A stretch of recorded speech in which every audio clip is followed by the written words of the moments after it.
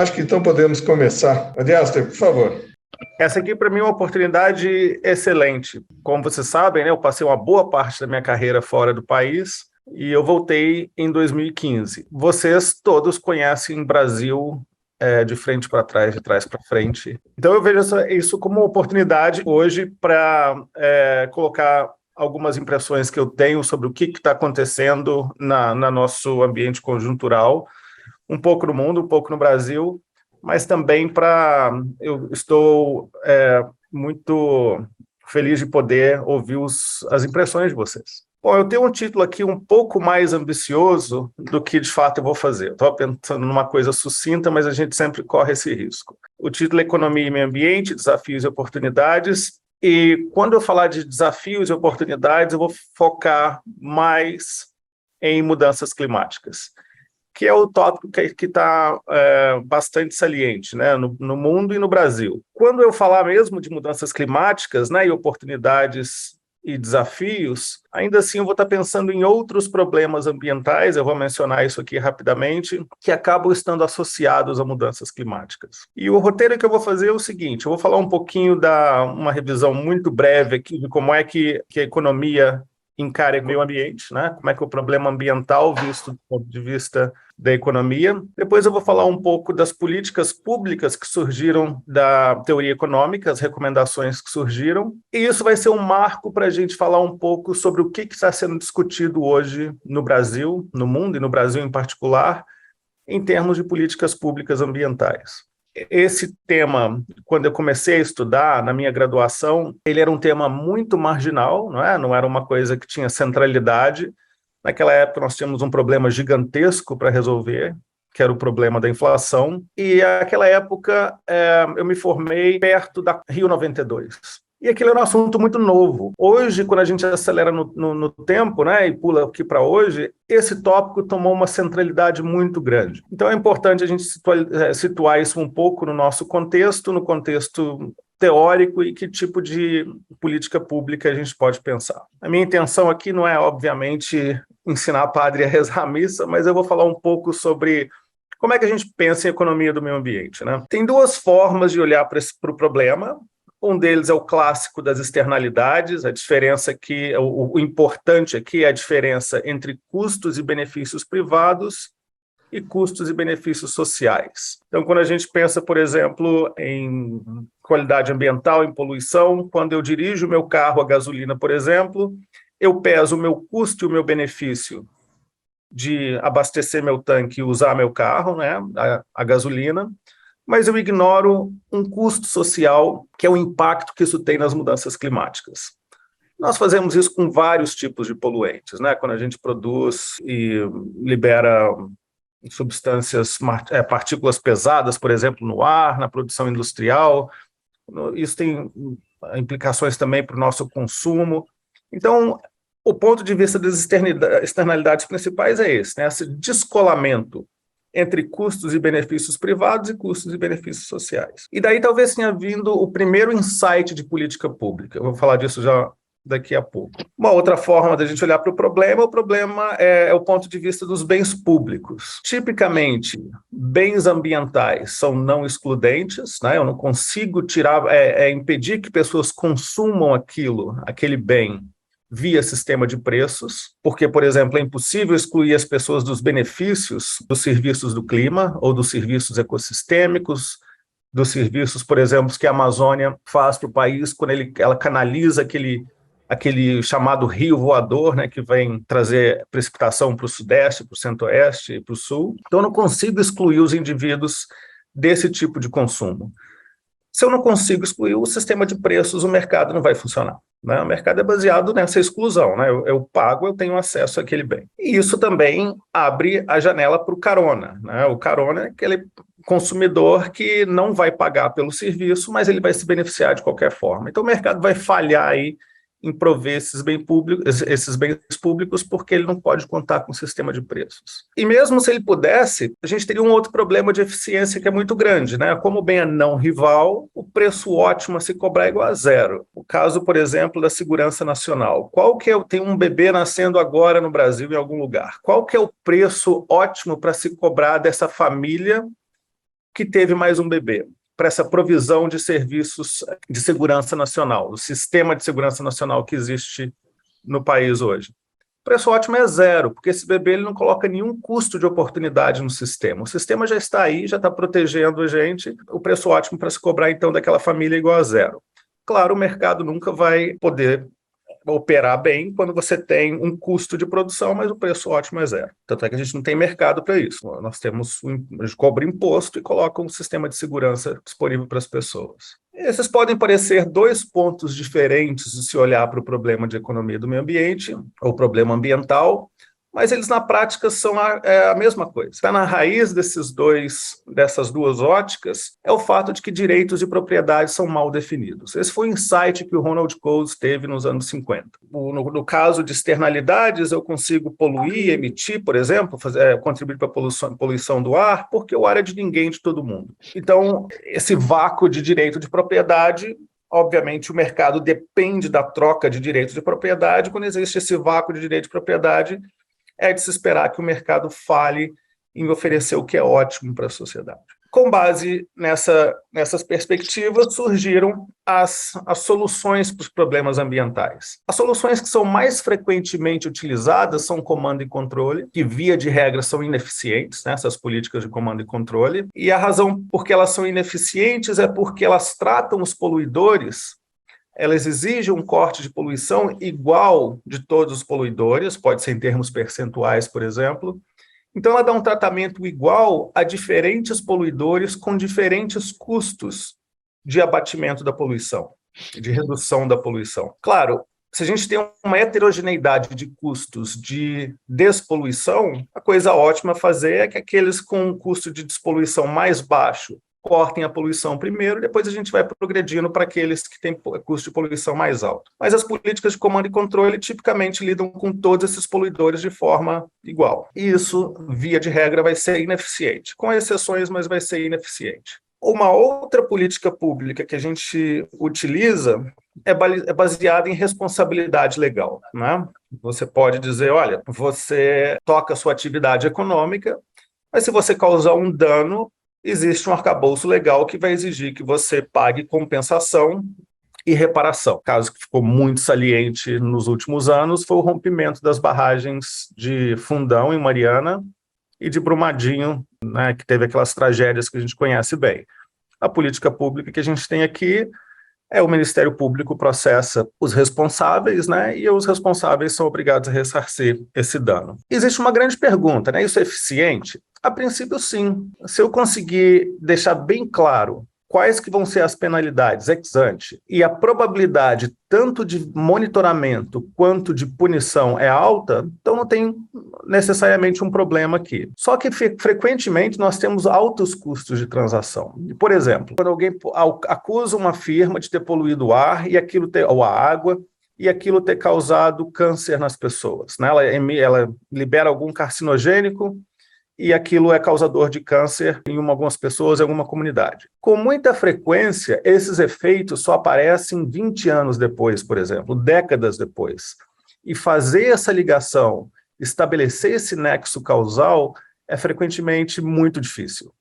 Então, existe um custo de transação muito alto, fora que às vezes a gente está lidando com vários cidadãos brigando com corporações grandes, por exemplo, o custo de transação, de organização das várias vítimas, é tipicamente muito alto, né? Tem um filme clássico que conta a história da Erin Brockovich, talvez vocês já tenham visto esse filme, e basicamente a história que esse filme conta é a seguinte: a Erin Brockovich é uma cidadã que ela baixa o custo de transação de uma comunidade que foi afetada nos Estados Unidos por poluição da água. É uma história real. Nem sempre isso é possível. Às vezes os custos de transação impedem a utilização eficaz desse tipo de lei. E o que vem da teoria econômica? A responsabilidade é um tipo de incentivo econômico, tá? A responsabilidade legal. Mas quais são as vedetes, né? São as principais políticas públicas que vieram da teoria econômica. A primeira de todas, a que largou na frente, foi o imposto sobre a poluição, o imposto piguviano, né? Nos anos 20, o Pigu teve o seguinte insight: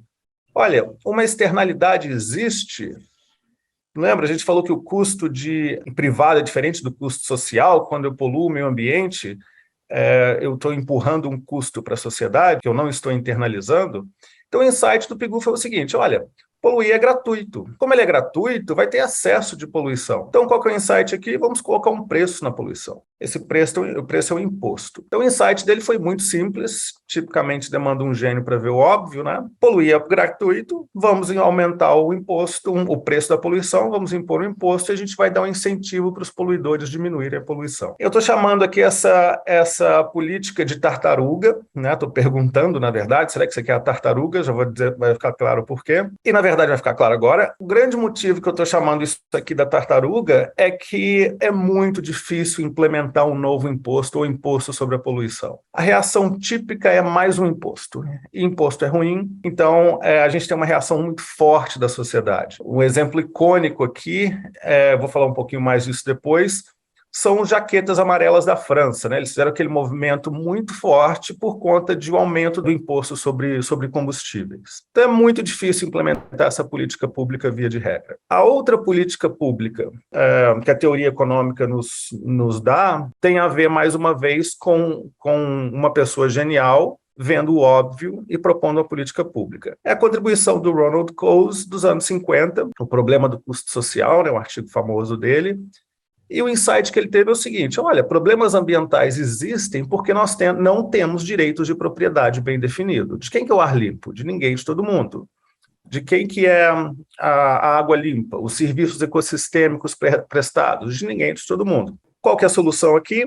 Nós não temos direitos de propriedade bem definidos, então vamos definir direitos de propriedade. Essa é a base da política pública que a gente tem discutido muito, que são os títulos negociáveis de poluição. Em particular, a gente tem falado muito de crédito de carbono. O que a gente está fazendo com crédito de carbono? A gente está simplesmente emitindo um título, um direito de propriedade que diz: você tem direito a emitir X toneladas de carbono. Como esse direito de propriedade é bem definido, nós podemos transacionar esse direito de propriedade e promover eficiência. Por quê?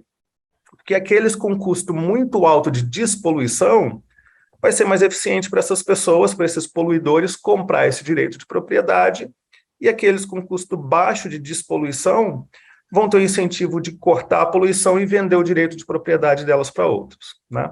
A gente chega no nível que a gente pré-estabeleceu como ideal, né, limitando o número de títulos que a gente tem, e a gente promove a eficiência, a gente corta a poluição onde é mais barato fazer isso primeiro. Em alguns casos, a gente nem precisa de título, a gente simplesmente precisa estabelecer: olha, o direito ao Rio Pinheiros limpo é do Ari Aster.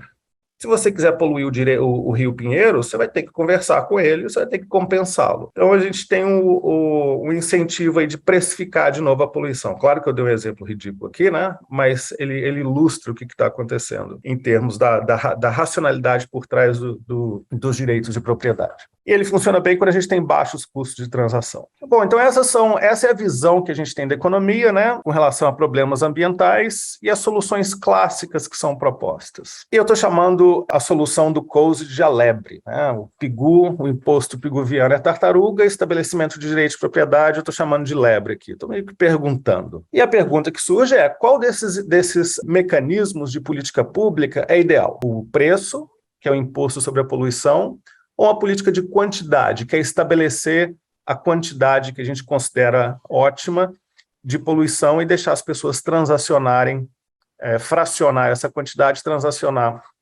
os direitos de propriedade. O que é ótimo, então? Bom, o imposto sobre a poluição, a solução de preço, nos dá a certeza de custo da despoluição, ou custo da poluição, desculpa. Isso é muito bom para, por exemplo, para empresas, né? Elas sabem que vem uma política por aí, para poluidores em geral, elas sabem que vem uma política por aí, essa política vai impor um custo, então é melhor saber com precisão qual custo é esse para eu poder planejar meus investimentos e agir de acordo com aquilo. Só que isso não vem de graça, né? Nós temos a certeza sobre o custo da poluição, mas nós temos incerteza sobre a quantidade de poluição. Quando eu imponho um imposto sobre emissão de carbono, beleza, agora eu sei quanto é que eu vou ter que pagar para cada tonelada que eu emitir, mas eu não sei como que a sociedade vai responder isso e qual que vai ser, no final do dia, a quantidade de poluição. Para alguns casos, isso não é muito problemático, para outros, isso pode ser muito problemático. Quando a gente tem, por exemplo, um ecossistema que é muito sensível,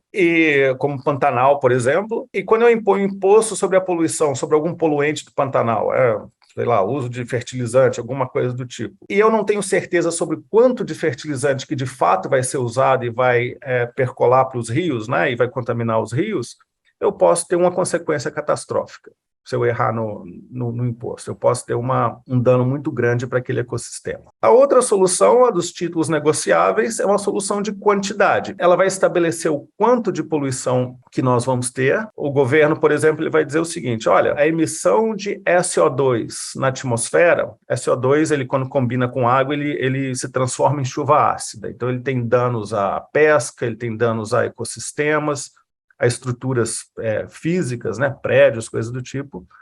E eu posso dizer, olha, SO2 vem da queima de carvão, de carvão mineral e de alguns processos industriais. Eu vou permitir que no agregado a quantidade emitida de SO2 vai ser X. Por exemplo, se a gente emitir hoje 100, eu posso dizer que o ideal é emitir 50, então eu vou ter 50 títulos de negociáveis de poluição. Vou ter certeza, então, na quantidade que vai ser emitida, mas eu vou ter certeza sobre o custo. Qual que vai ser o preço desse título de poluição? E se o custo for muito alto, obviamente, a gente pode ter um dano econômico muito grande e a gente pode criar, na verdade, um outro problema. Então, existe esse trade-off aí, né, entre preços e quantidades. Preço tem certeza de custo, dá certeza de custo e incerteza de quantidade de poluição. A política de quantidade, os títulos negociáveis, dá certeza da quantidade de poluição, mas incerteza sobre o custo de poluição. Como é que a gente pesa essas coisas na balança, né? E aí vem a contribuição do Martin Weitzman, um economista de Harvard, que morreu em 2019, economista muito importante nessa área. E ele falou o seguinte: olha, quando a gente vai decidir sobre a política de imposto ou de títulos negociáveis, preço versus quantidade, ele fala o que o economista tipicamente fala, né? Depende. E vai depender muito da elasticidade dos danos da poluição para a sociedade e da elasticidade dos benefícios da poluição para a sociedade, né? A gente não é muito acostumado em pensar nos benefícios da poluição, mas eles existem, né? Senão a gente não poluiria. E o benefício da poluição é, toda vez que eu poluo, que eu emito mais uma unidade de um poluente, eu estou economizando recursos para despoluir. Esse recurso está indo para outras coisas da sociedade.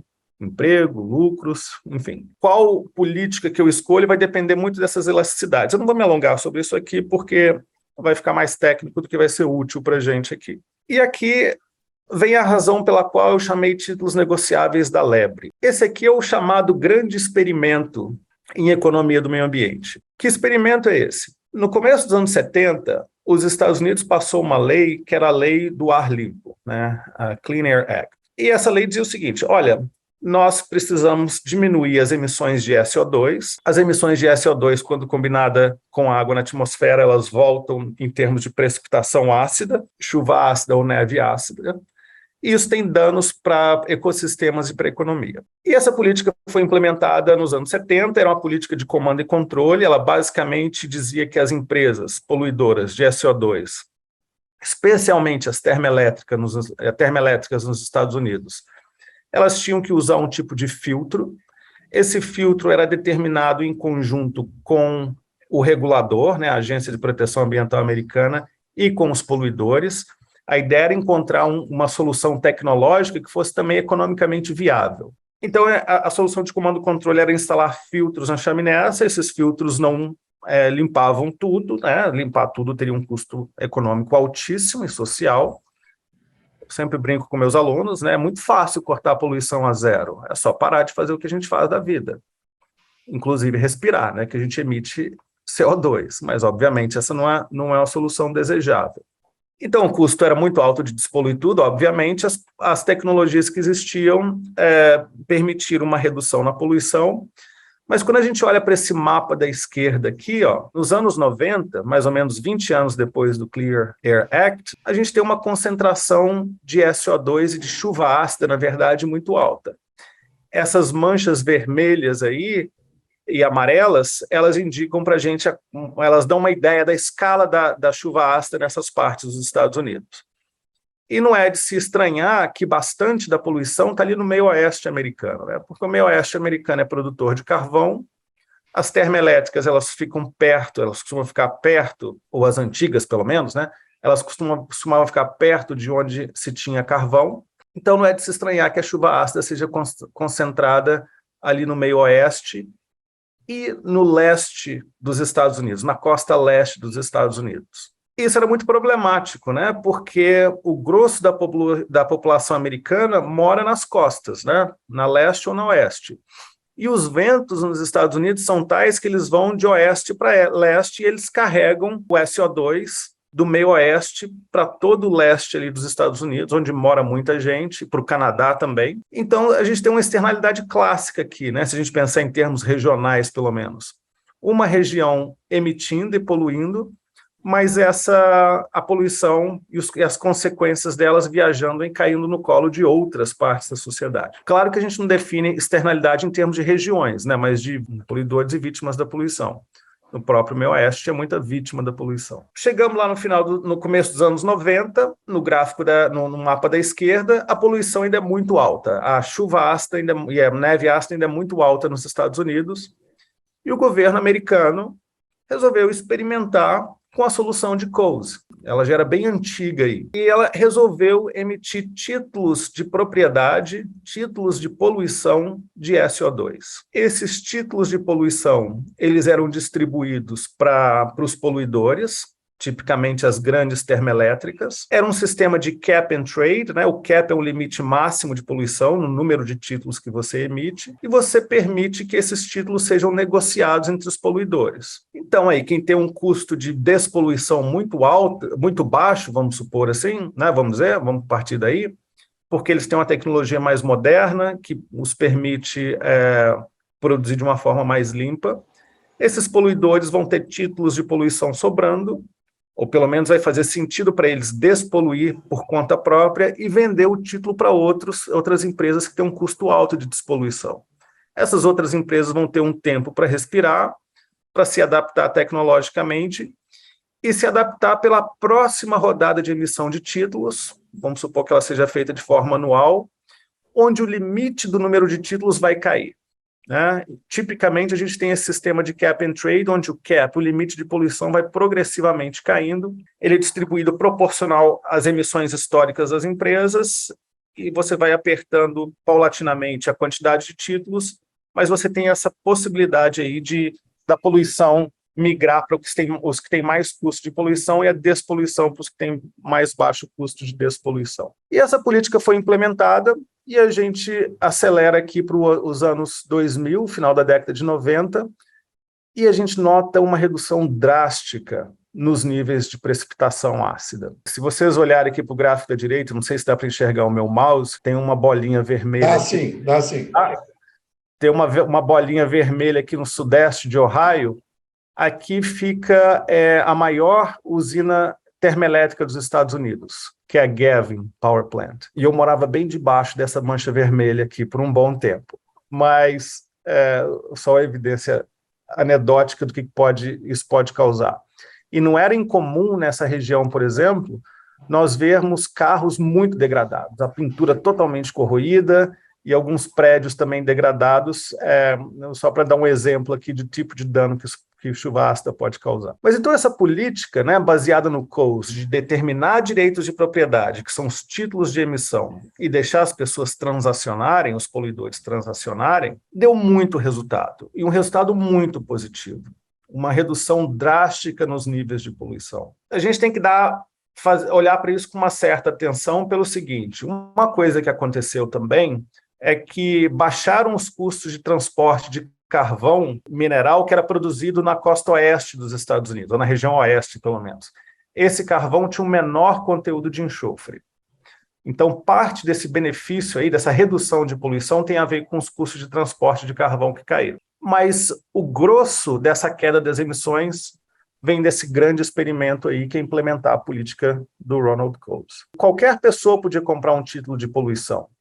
Era muito comum você ver fotos de jardim de infância onde as crianças faziam uma vaquinha com seus pais, né?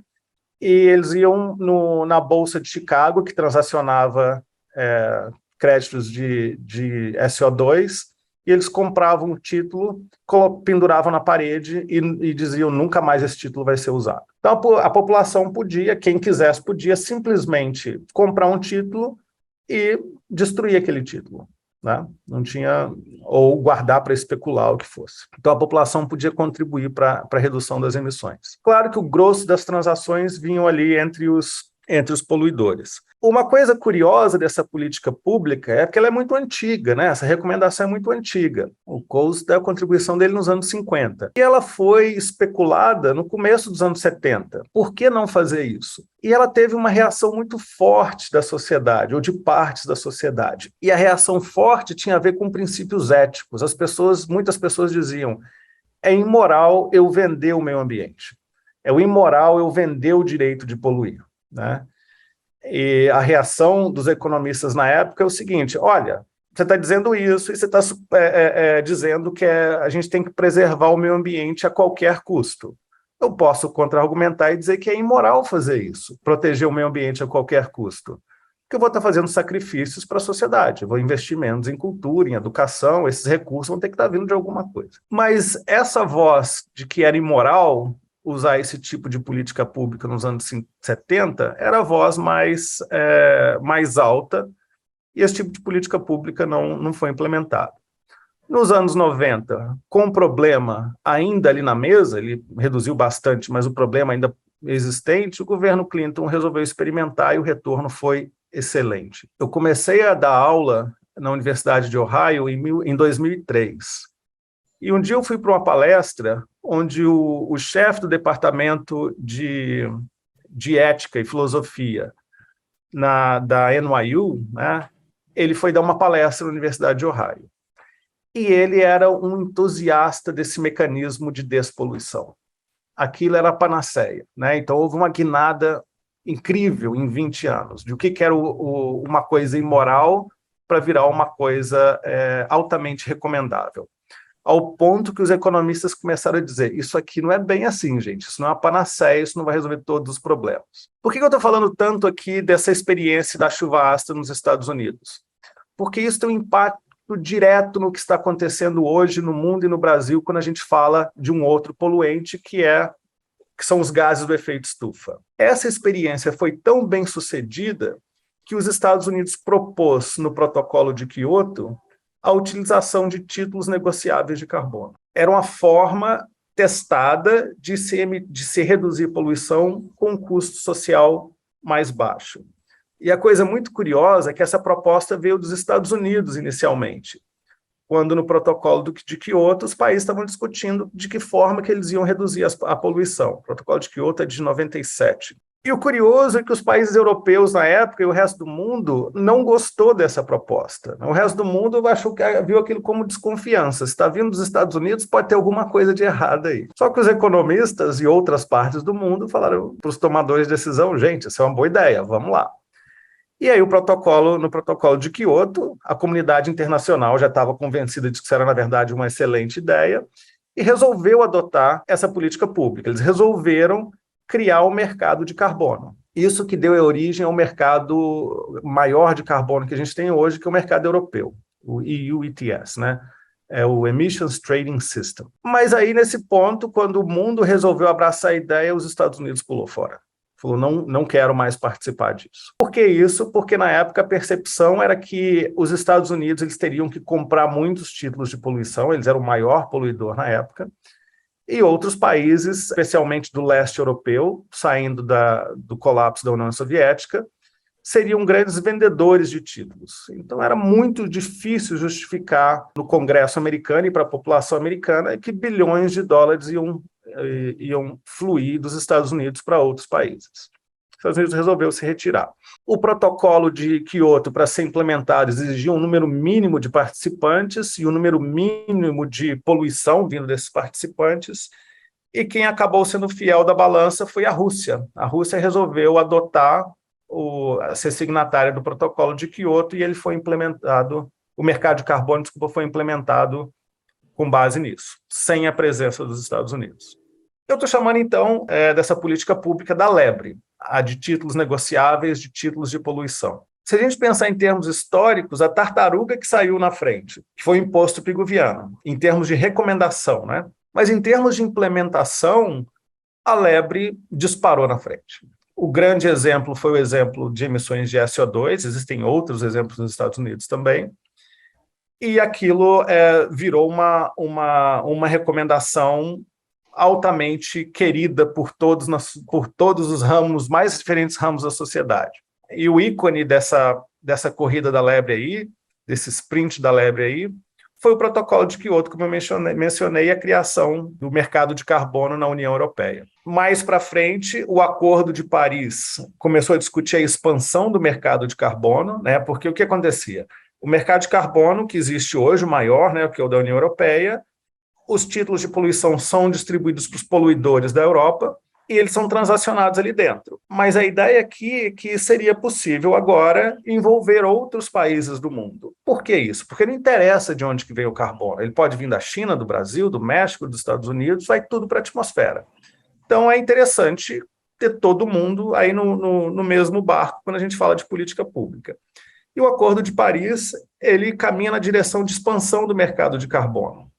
E a COP26, ela dá um passo adicional que seja implementado. Isso teve um impacto absurdo, né? A gente está ouvindo muito nesse ano de falar de mercado de carbono aqui no Brasil por conta do Acordo de Paris e da COP26.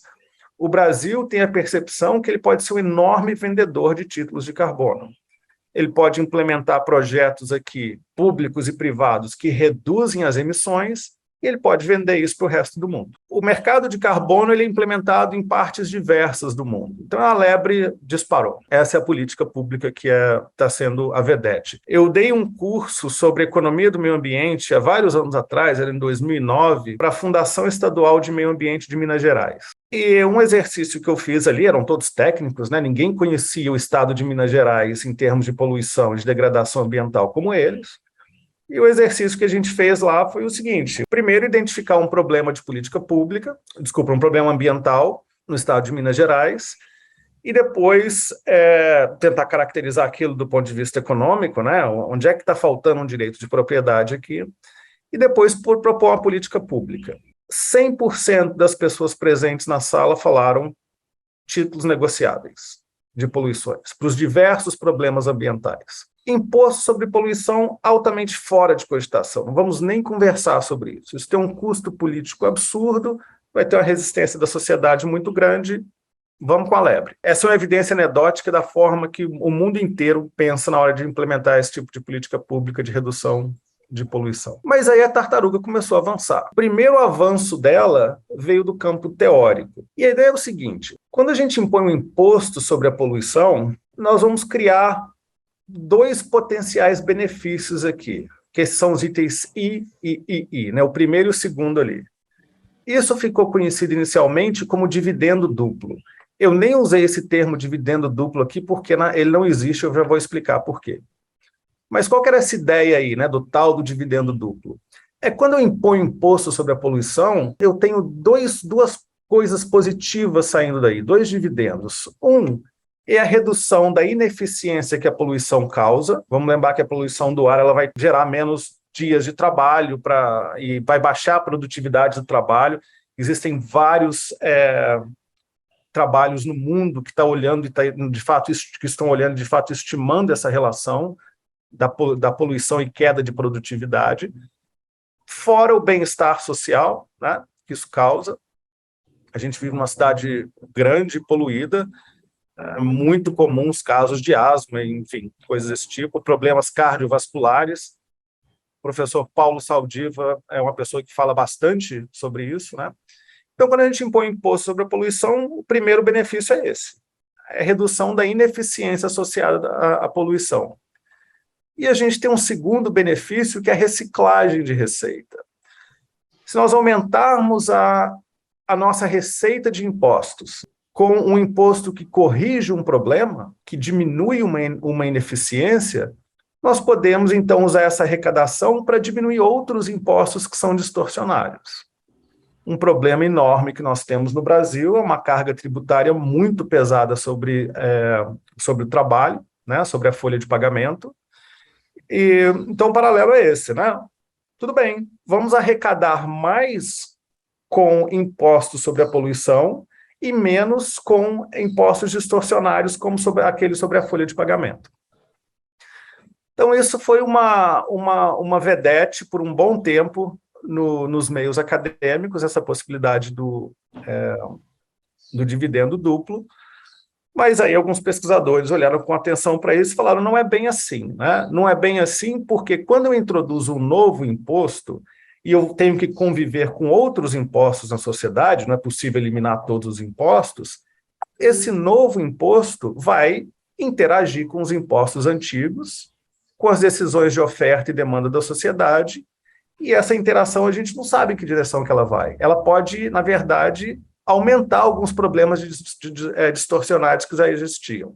Um exemplo, se eu introduzir um imposto sobre a poluição, sobre CO2, isso vai aumentar o preço de vários bens e serviços. Quando o preço de bens e serviços aumentam, nós temos um incentivo a substituir trabalho e lazer. Essa é a previsão da teoria econômica. O que o imposto sobre a folha de pagamento faz? Ela desestimula o emprego. Quando você está aumentando o custo de oportunidade do emprego, eu preciso trabalhar mais agora para consumir a mesma cesta de bens, talvez valha mais a pena eu consumir menos desses bens e consumir mais lazer. E a gente tem evidência que isso de fato acontece. Então, com o imposto sobre poluição, sobre carbono, por exemplo, eu poderia aumentar um problema no mercado de trabalho que já existe. Qual que é o efeito líquido disso? Nós não sabemos. Isso é uma questão empírica, né? E a gente tem muito pouca informação sobre imposto de poluição. Então, está difícil ainda fazer essa estimativa. A melhor forma são com modelos de equilíbrio geral aplicado, por exemplo. Mas por que eu estou chamando isso da tartaruga avançando? Pelo seguinte, vamos supor que eu considere a lebre, né?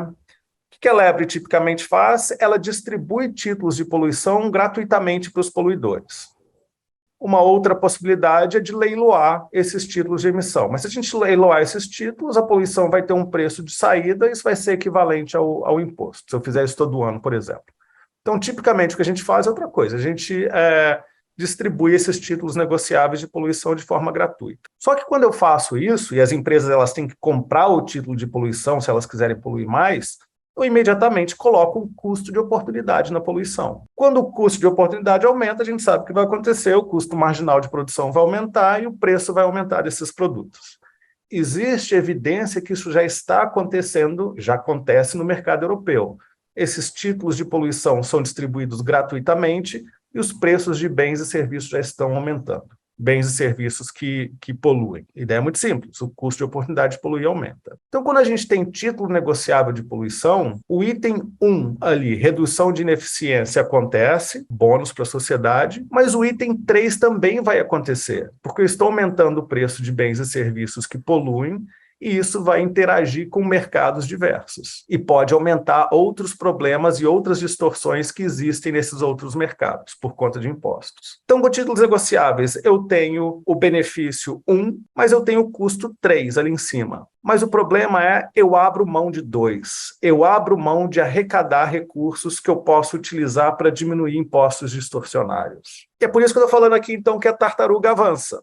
A tartaruga avança porque eu tenho essa possibilidade de reciclagem de receita que outras políticas públicas não vão me dar. Um outro motivo pelo qual a tartaruga avança é o seguinte: existem problemas na alocação de títulos negociáveis. Esse é um ponto que o Martin Weitzman ele chamou atenção para a gente recentemente. Que ele diz o seguinte: quando o mercado europeu, por exemplo, ele toma a decisão de ir com a política pública de créditos de poluição, ele tem que resolver esse problema em 2 etapas. A primeira etapa é delimitar a quantidade de títulos de poluição que existem.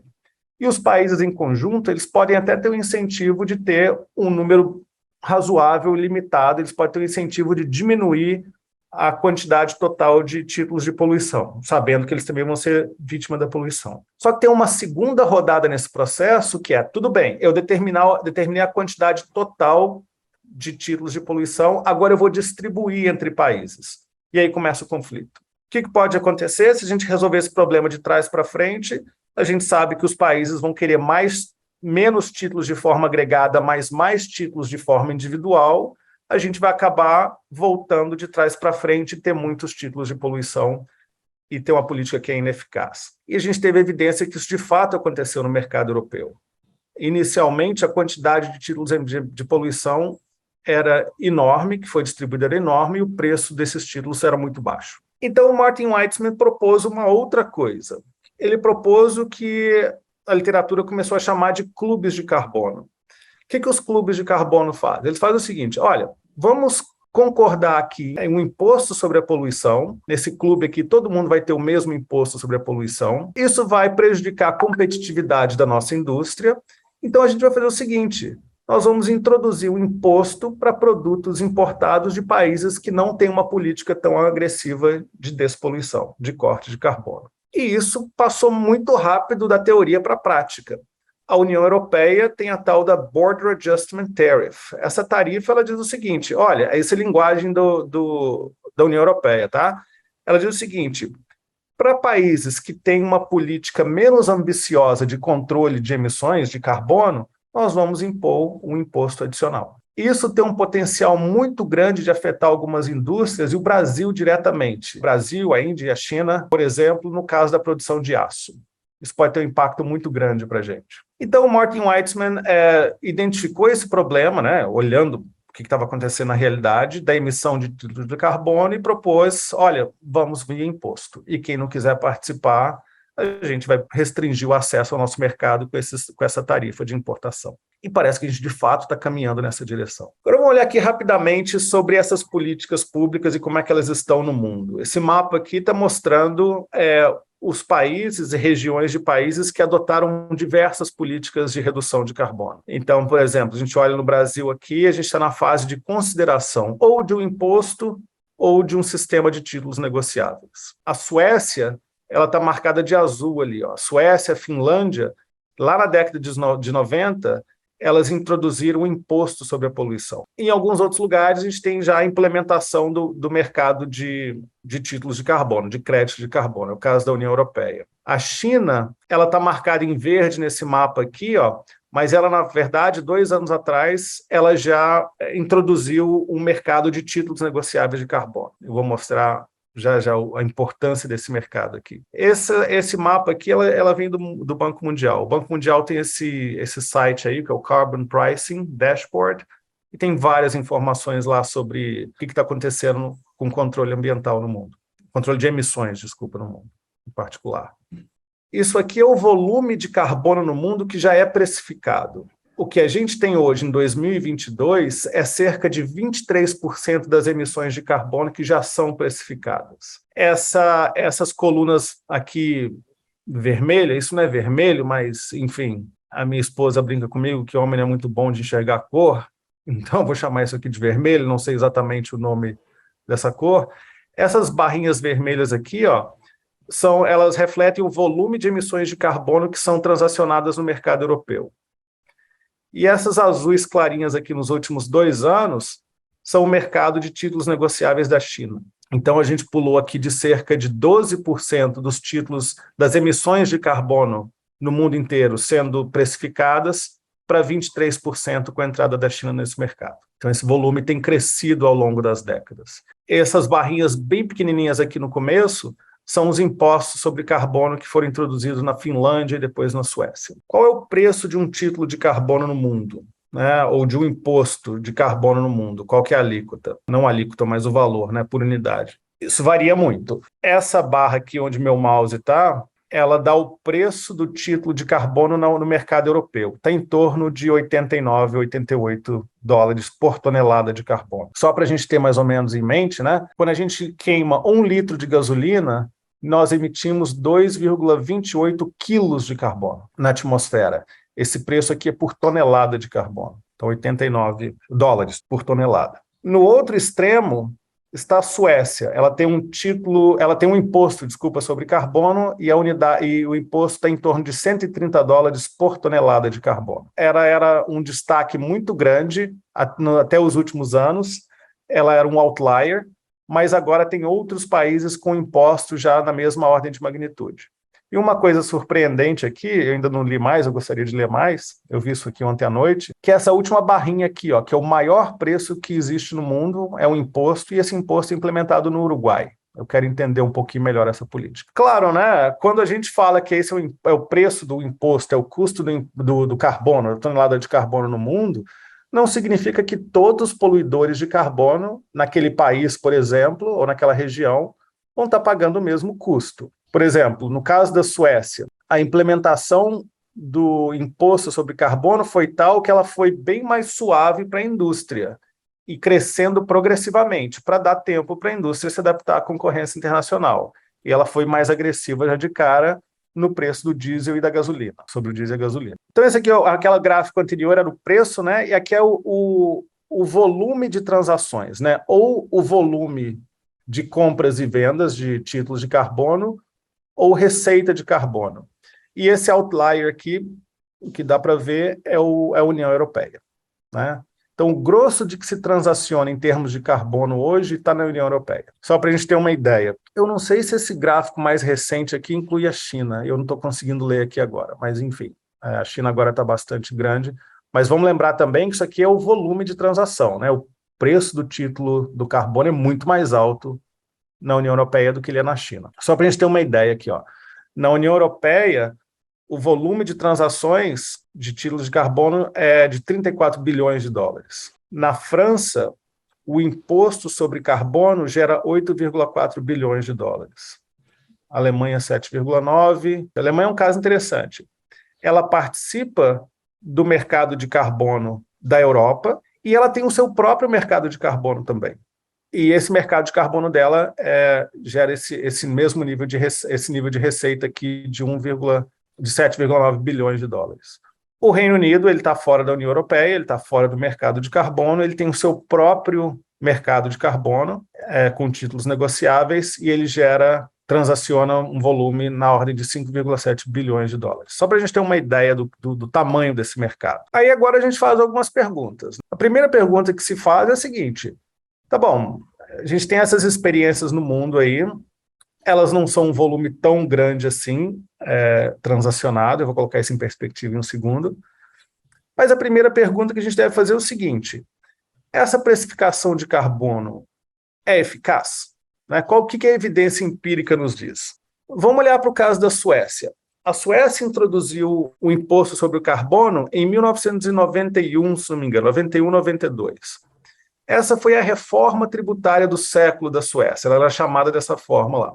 E ela previa isso, ela previa um aumento progressivo do imposto sobre carbono diferenciado, né? A indústria ela teve uma folga maior nessa progressão do imposto sobre carbono. E quando a gente olha para esse gráfico da direita aqui, né, um gráfico de controle sintético, o que é o controle sintético, para quem não é familiar com essa técnica? Essa linha escura aqui, a linha sólida no gráfico, ela mostra a evolução das emissões de carbono na Suécia ao longo do tempo. No eixo dos X aqui a gente tem anos, né? E no de Y a gente tem emissões de carbono. Então, essa linha sólida aqui é o que de fato aconteceu. A linha pontilhada, ela faz o seguinte: ela é uma média gloriosa das emissões de outros países, né, de forma a fazer uma mímica do que de fato aconteceu na Suécia antes da reforma tributária da Suécia e antes da introdução do imposto sobre o carbono.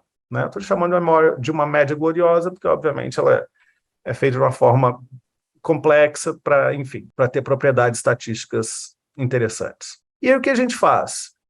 Após essa linha pontilhada aqui vertical, que é a introdução da política pública, nós seguimos o que aconteceu de fato com as emissões na Suécia e o que aconteceu com essa Suécia sintética, né, que é essa média de o que aconteceu em outros países. E a estimativa é que houve, sim, uma redução muito significativa nas emissões de carbono na Suécia. E esse artigo ele é bastante cuidadoso, ele faz várias coisas. Ele diz o seguinte: olha, a Suécia passou por alguns períodos de recessão. Será que não foi isso que fez as emissões diminuírem?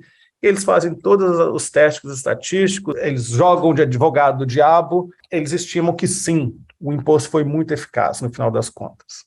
Um outro artigo, que saiu em 2020, ele olha para todas as experiências do mundo, eles têm uma dificuldade que é o que a gente faz tipicamente, né? Que são os modelos de inferência causal estatística para ver se de fato o imposto ou o preço do carbono diminuiu as emissões. Então, eles têm um problema aí de desenho por uma questão de dados, né?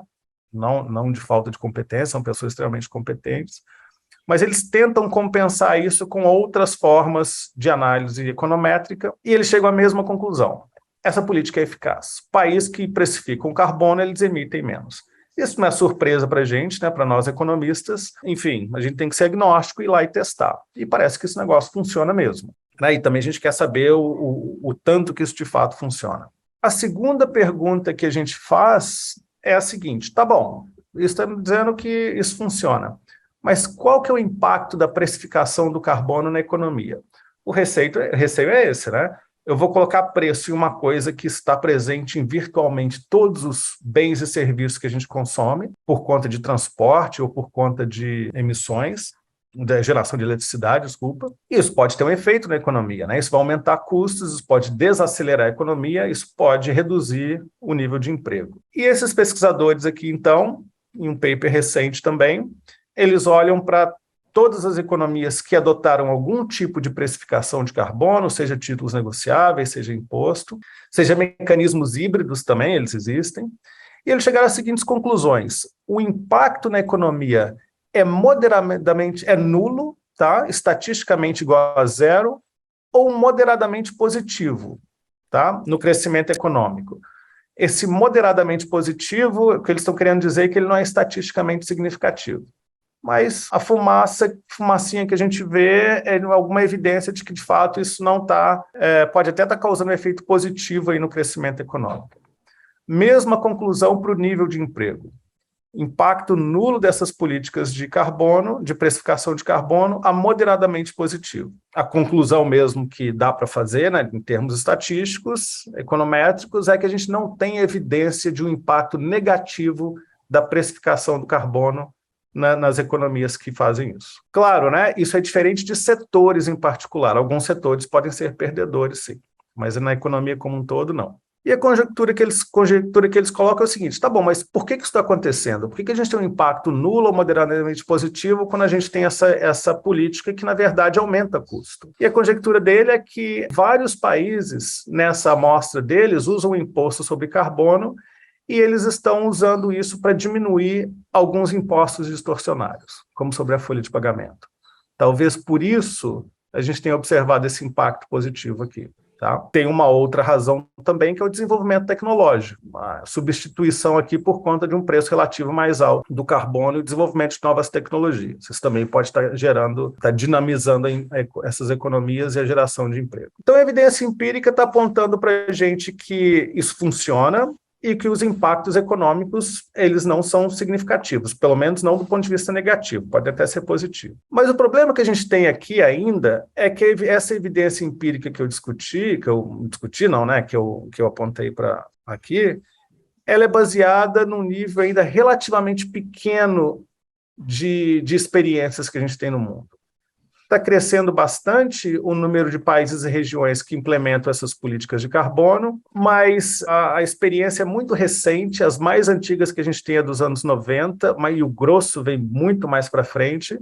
Então, a gente tem uma série temporal muito curta ainda, e o número de países que fazem isso é relativamente pequeno. Então, a gente tem que olhar para essa evidência empírica com atenção, com cautela. Para a gente ter uma ideia do volume desse mercado, né, seja via precificação via impostos ou via títulos negociáveis, para a gente ter uma ideia, esse volume aqui que é transacionado, ele representa 95 bilhões de dólares, tá? Isso em 2019, segundo o Banco Mundial. Para a gente colocar as coisas em perspectivas, o PIB mundial em 2018 era 87,6 trilhões de dólares. Eu estou mudando a minha notação aqui, agora que eu estou notando, de ponto para vírgula. Então, o PIB mundial era 87,6 trilhões de dólares. Então, o valor dessas transações de carbono como percentual do PIB é na ordem de 0,12%. Então, isso é muito pequeno ainda. Para a gente colocar as coisas em perspectivas, a comparação não é muito direta, claro, a carga tributária mundial está na ordem de 15,4%. Isso mostra duas coisas para a gente, né? Embora seja relativamente pequena essa experiência que a gente tem hoje em termos de volume de dólares, né, associados à precificação do carbono, ela tem, por outro lado, um espaço gigantesco para crescer. A carga tributária mundial é 15,4%. Então, a gente teria um impacto gigantesco para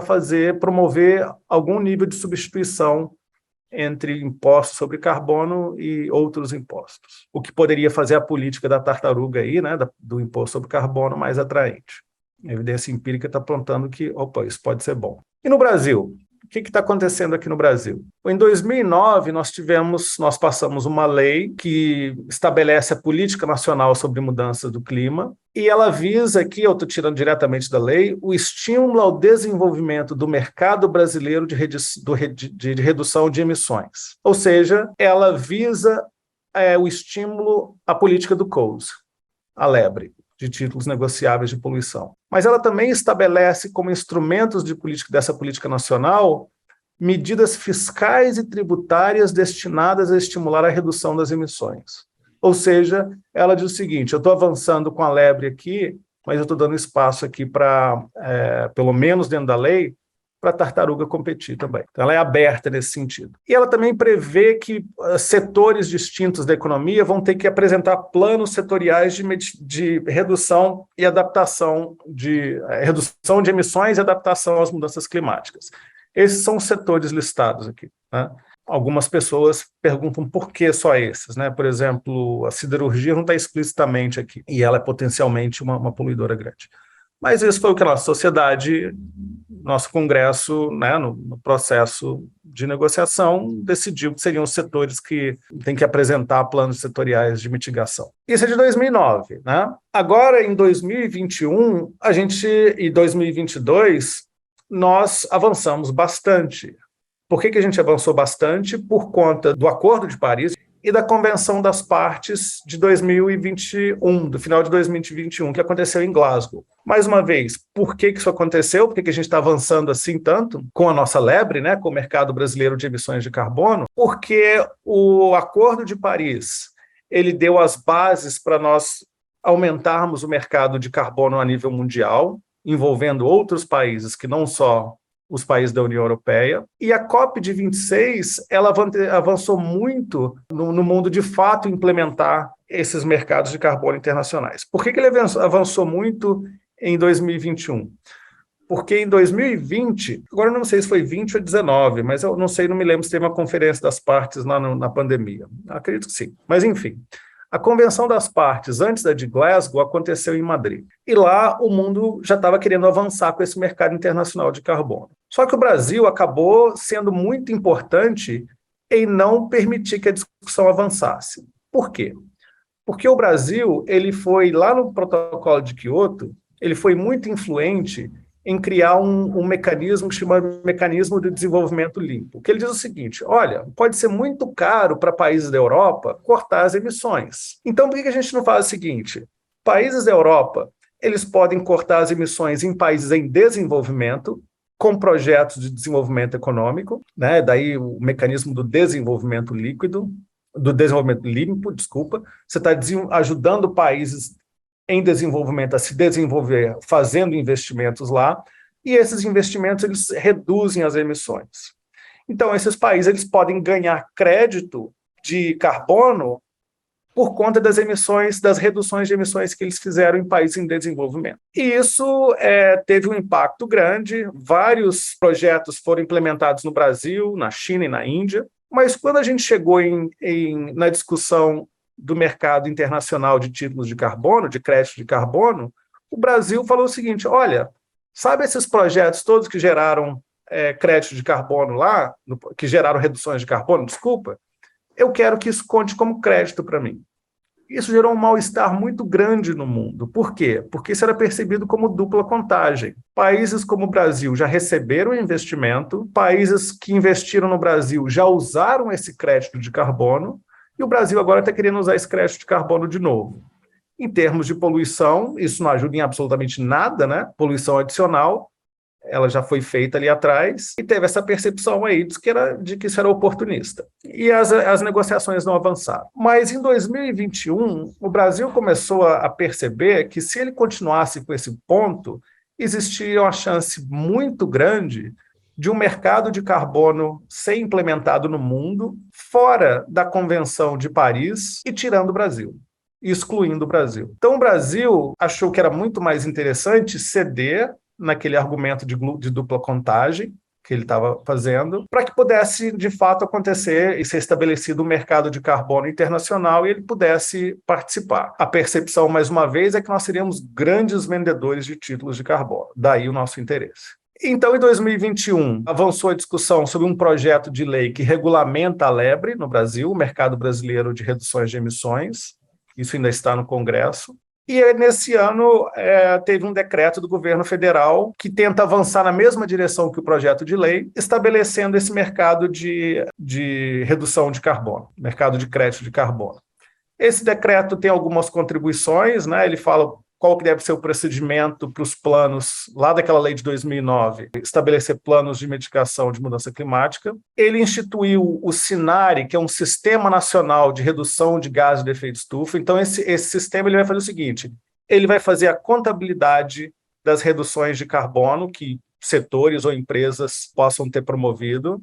Ele vai certificar esses créditos de carbono, então vai ter um elemento aí de fiscalização e certificação, e ele vai estabelecer as bases para as transferências ou as transações desses créditos de carbono, ou a aposentadoria dos créditos de carbono. Uma outra coisa que esse decreto contribuiu foi a definição do que é crédito de carbono. Ele definiu explicitamente o crédito de carbono como ativo financeiro. Agora, embora esse decreto ele tenha avançado um pouco, né, e preenchido algumas lacunas que estão presentes lá no projeto de lei em tramitação, ele também deixou muitas dúvidas, né? Tá bom, mas seja específico, como é que vão ser esses planos setoriais? E quem tem que estabelecer, na verdade, esses planos ele costuma ser interministerial, conversando com os setores, né? Em grupos interministeriais conversando com setores específicos. Mas não está muito claro como é que isso vai ser feito. E ele definiu o ativo financeiro, né? Mas não disse exatamente que tipo de ativo financeiro isso. Ele disse que a Comissão de Valores Mobiliários tem que regular isso. Existe um parecer antigo que isso aqui não é um valor mobiliário, então existe uma certa pergunta que tipo de ativo financeiro ele é, para ver com qual tipo de legislação ele se encaixa, né? Semanas atrás, o Ministério do Meio Ambiente ele instituiu o plano setorial para o caso da agropecuária, né? Então, a gente está avançando nessa direção. A ideia é aproveitar a oportunidade para avançar com esse mercado de carbono. Agora, qual que tem sido o foco desse projeto de lei, né, do decreto do presidencial e da portaria recente aqui? O foco aqui está na implementação de um mercado de crédito de carbono, na LEBRE, na solução de Coase, estabelecimento de direitos de propriedade e transações desses direitos de propriedade. Mas a gente tem um problema, né, que é a compensação de emissões versus a redução de emissões. Essa é uma política que vai muito mais na direção da compensação de emissões. Um país, por exemplo, do exterior, ele compensa suas emissões comprando títulos do Brasil. Isso é ótimo, né? Isso gera uma oportunidade de negócios e mercados aqui no Brasil, baseados nos créditos de carbono. Mas ainda não há clareza sobre as políticas de redução de emissões no Brasil. Como é que nós vamos atacar as nossas reduções de emissões aqui no país? Esse mercado de carbono ele vai ser obrigatório para as empresas e poluidores nacionais? Não está claro ainda. A gente poderia, talvez, utilizar um imposto sobre emissões para reduzir emissões? Então, a gente poderia conviver com duas coisas, né? Com o mercado de carbono, focado na compensação de emissões, a gente gera esses créditos e vende, mas as nossas emissões internas a gente poderia, em princípio, controlar com imposto sobre emissões de carbono. Isso gera uma oportunidade gigantesca para a gente, né? Uma delas é um estímulo à economia, uma economia mais limpa, com a geração de crédito de carbono. Isso pode gerar receita para negócios no Brasil, mas isso abre também a possibilidade de introduzirmos, a gente tem hoje a possibilidade de introduzir o imposto sobre a poluição na nossa reforma tributária. Qual que é o grande problema do imposto de carbono ou imposto sobre a poluição em geral, que o faz a tartaruga nessas políticas públicas. É a dificuldade de introduzir novos impostos. Mas a gente tem uma oportunidade muito, muito única, que é a oportunidade que a Suécia agarrou no começo dos anos 90, que é a reforma tributária. Poderíamos cortar as emissões, né, ou pelo menos dar um incentivo para o corte das emissões com o imposto sobre carbono. Isso contribuiria para a redução de poluição no mundo inteiro, né? Isso nos colocaria bem. Isso poderia nos garantir acesso a mercados internacionais também, né? Lembra do tal do Border Adjustment Tariffs, os clubes de carbono? Talvez a gente pudesse participar desse clube e ter acesso a mercados. Ou se não participasse, pelo menos a gente teria uma tarifa, ou não teria nenhuma tarifa, mas teria uma tarifa mais reduzida. E a outra enorme oportunidade que nós temos aqui com a reforma tributária é a substituição de tributos. Um problema, um abacaxi enorme que a gente tem para descascar é a desoneração da folha de pagamentos e como é que a gente vai recuperar essa receita. Eu não vou dizer que a gente vai recuperar toda essa receita com impostos sobre poluição, sobre carbonos, muito provavelmente a gente vai estar longe disso, mas eu acho que seria perder uma grande oportunidade se a gente não colocasse isso na mesa. Uma forma de contribuir com parte dessas quedas de receita com uma desoneração da folha de pagamento. Quais os desafios que a gente tem? O primeiro deles é a incidência, né, e efeitos distributivos. Existe evidência que isso pode ter um impacto muito grande, especialmente, ou razoável, nas famílias de mais baixa renda, um imposto sobre carbono. E a gente já viu protestos enormes no mundo inteiro, que é um temor que todo político tem. É o caso da França, o Brasil em 2013, né, tudo começou com o preço de uma passagem, né, a gente lembra disso. A Holanda recentemente teve fazendeiros levando trator para a capital e bloqueando estradas em protesto com relação ao imposto sobre carbono. A Ucrânia teve uma crise muito grande com o preço da energia aumentando e uma desconfiança enorme do Zelensky. O Putin viu isso como uma oportunidade enorme para invadir. Ele achou que a população da Ucrânia ia ser bem simpática à deposição do Zelensky. Isso não aconteceu, a gente viu. Mas isso tem saída, né? A saída é usar a arrecadação de tributo com a poluição para compensar as famílias de mais baixa renda. Nós temos, o ministro falou há pouco tempo que esse Auxílio Brasil ele vai gerar uma demanda de receita muito grande, né? Então, essa pode ser uma fonte também. E ela deve ser usada para a gente diminuir esse problema distributivo aí de incidência dos impostos sobre carbono. Mas a gente precisa de mais estudos, a gente conhece muito pouco.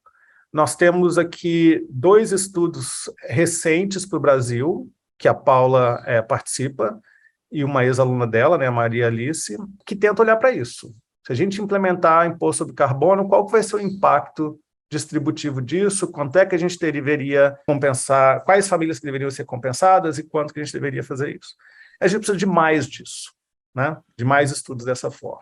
Um outro desafio é o seguinte, nós temos uma estrutura, e eu acho que essa aqui é a minha última, tá? Nós temos uma estrutura tributária muito complexa, e a reforma tributária quer simplificar isso. Mas eu vou cotar aquela frase aqui, vou falar aquela frase do Einstein, que a gente deve fazer as coisas o mais simples possíveis, mas não mais simples do que isso. Substituir todos os tributos por um único tributo, maravilha, mas a gente deve levar muito a sério a introdução de impostos, na minha opinião, né, sobre externalidades. A gente precisa entender melhor a interação entre impostos, a gente não conhece isso. E quando a gente fala de impostos sobre externalidades, é não apenas sobre o carbono, né? Se a gente tributar carbono, logo a gente vai estar reduzindo o consumo de combustível fóssil, a arrecadação com carbono vai diminuir.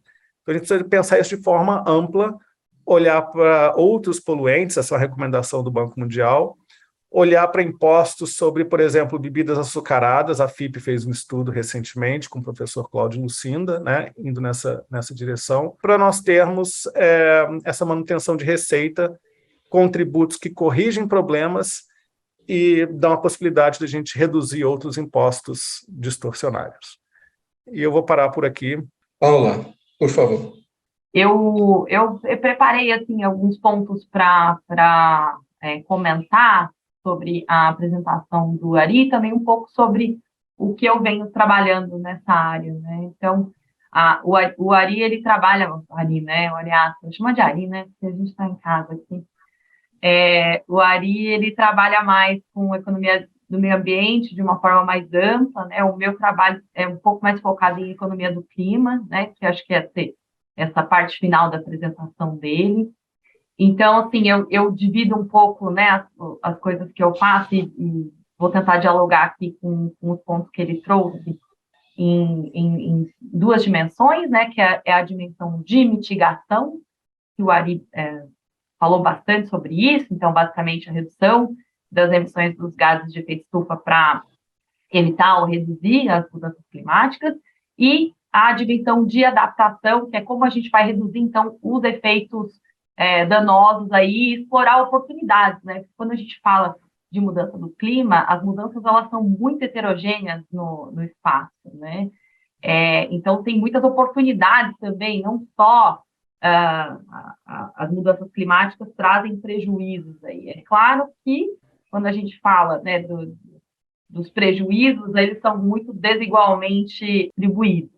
Então, falando um pouquinho sobre mitigação, né, e sobre tudo isso que o Ari trouxe para a gente, né, a primeira pergunta importante é quanto que custa essa mitigação? Naqueles gráficos que o Ari trouxe, né, do preço do carbono na Europa, do preço do carbono, tem os mapas, né, que o Banco Mundial também traz publicações anuais mostrando como é que está a distribuição dos mecanismos de mercado de carbono. Eu queria só destacar um pouco o trabalho do William Nordhaus, aqui da importância dele nessa questão de precificação e de referência de carbono. Ele foi um dos primeiros, lá na década de 70, a trazer essa discussão de economia do clima, e foi um dos primeiros também a calcular o que a gente chama do custo social do carbono, a partir dos modelos integrados. Então, eles são bons balizadores ali das medidas de mercado que o Ari trouxe, né? Então, hoje tem o Michael Greenspan lá em Chicago, que é um grupo grande, fazendo muitos trabalhos aí sobre o custo social do carbono. Então, basicamente, é um grande modelo de equilíbrio geral, em que,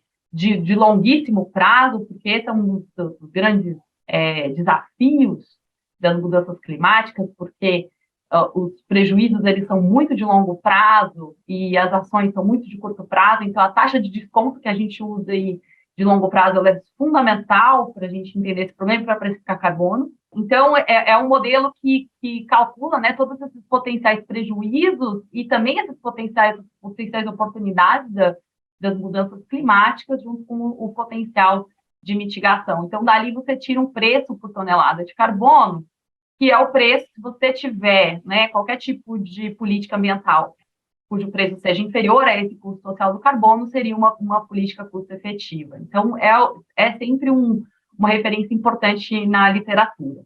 Uma outra discussão importante quando a gente fala de mitigação é quem que é responsável por mitigação. Então, se a gente olha para as emissões históricas acumuladas, né, 2/3 dessas emissões, elas foram emitidas pelo hemisfério norte, né? Só que quando a gente olha para as emissões futuras, 2/3 das emissões vão ser emitidas pelos países em desenvolvimento. Então, existe esse debate assim, muito forte de quem que é o responsável. Então, que hoje você teria que ter mecanismos de compensação para países em desenvolvimento, que eu acho que é um ponto bem importante dessa literatura, falando de forma mais global, ainda sem entrar nas especificidades brasileiras, que o Ari mencionou. Tem essa questão dos prejuízos que eu falei para vocês, né? Então, quando a gente fala dos efeitos positivos das mudanças do clima, em geral, eles são em altas altitudes e os prejuízos são em baixas altitudes. E a gente sabe, né, que muito mais perto do Equador, a gente tem a maior parte da população mais pobre, das terras de pior qualidade. Então, assim, mudanças climáticas também é um tema importante de desigualdade, como o Ari mencionou ali no final, né, que é um tema que eu trago no meu trabalho com a Maria Alice. A gente tem uma série de problemas de incentivos, como, né, o Ari colocou, então tem esse que eu falei dos prejuízos serem de longo prazo, né, então tem todo um debate sobre o cálculo de taxa de desconto intertemporal também nessa literatura. A gente tem o problema de free rider, né, porque posso ficar aqui esperando os meus vizinhos reduzirem emissões e vou ser beneficiada por isso. A gente tem também a maior parte das políticas, então o Ari trouxe ali as políticas de carbon tax, né, e o preço médio do carbono, o preço médio do carbono mundial ainda é muito baixo, por exemplo, perto ao custo social do carbono, né, de vários modelos que são calculados, porque são poucos países ainda que adotam. Mas quando a gente olha para as políticas de subsídio a combustíveis fósseis no mundo, eu tenho um gráfico aqui, numa apresentação que eu já fiz, você tem assim, 4, 5 vezes maior do que o preço médio de carbono no mundo, né? Isso as políticas de subsídio a combustíveis fósseis no mundo.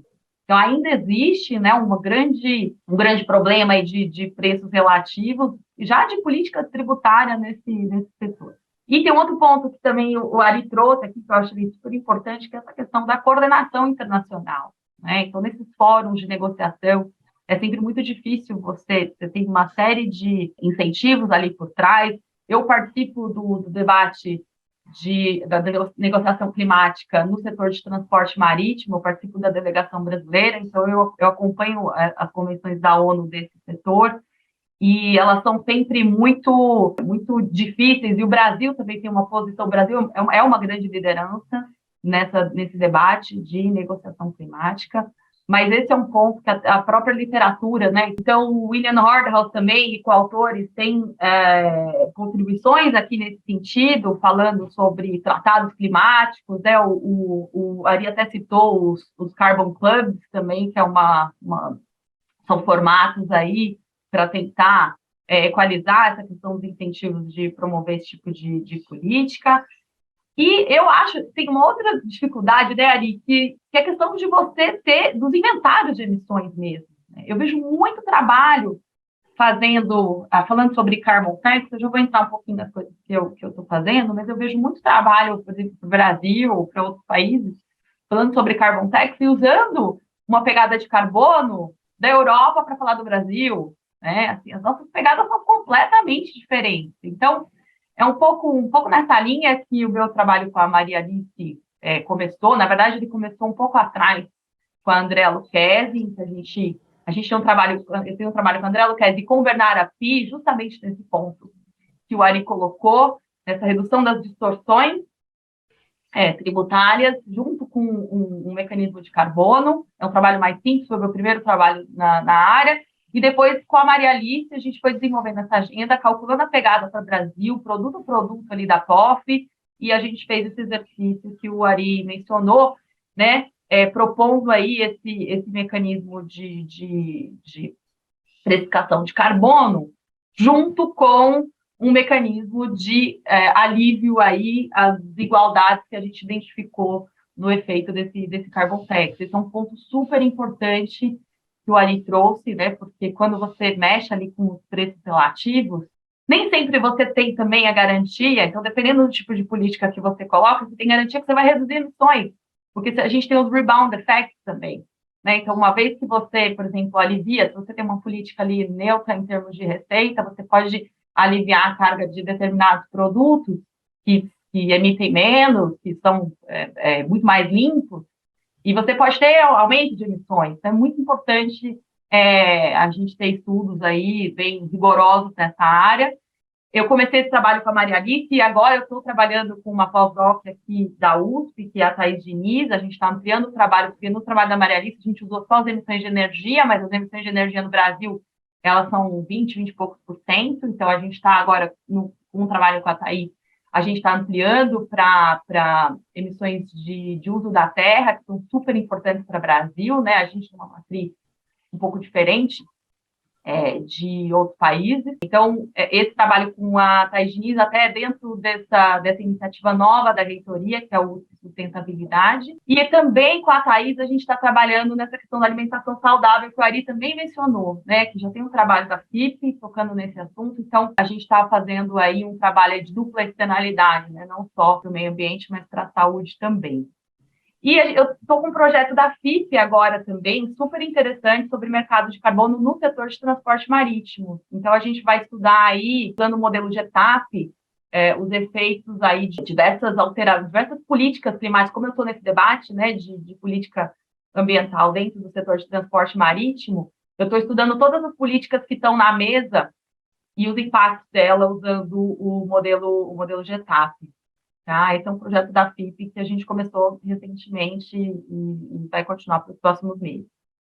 E teve um outro ponto que também o Ari mencionou, que eu também acho uma tendência interessante, são esses mecanismos relacionados também a desmatamento ou os os Carbon Border Adjustment Fees. Eu estou com um trabalho também nessa linha, a gente pode conversar um pouco mais, né? Toda essa discussão de reflorestamento, como o Ari colocou, também é um grande potencial brasileiro aí no mercado de créditos de carbono. É óbvio que tem todos os desafios que ele mesmo trouxe, né, de dupla contagem, mas a gente tem um grande potencial aqui nessa área de desmatamento. Então, assim, com relação à mitigação, eu venho trabalhando nesses pontos aí, que conversam bastante com o que o Ari trouxe, e eu também tenho alguns trabalhos com relação à adaptação, né? Porque quando a gente olha historicamente para tudo que foi feito em termos de mitigação no mundo, né, Ari, ainda é muito pouco, né? Se a gente pega as previsões, por exemplo, do IPCC, a gente praticamente não saiu do cenário business as usual de 10, 20 anos atrás, né? E isso coloca a gente numa trajetória de emissões de que as temperaturas vão aumentar significativamente, né? Então, por conta de todos os desafios aí de incentivos, dos problemas que nós, como economistas, aí enxergamos para ter políticas de mitigação mais efetivas aí no médio e longo prazo, eu tenho trabalhado bastante aí também com mecanismos de adaptação para o Brasil, né? Então, eu tenho trabalhos olhando para doenças infecciosas, que vão ter o aumento da incidência, como a dengue, e tenho bastante trabalho aí olhando também para a agricultura e migração, com a Jaqueline Oliveira, que é uma coautora minha, que hoje está nos Estados Unidos.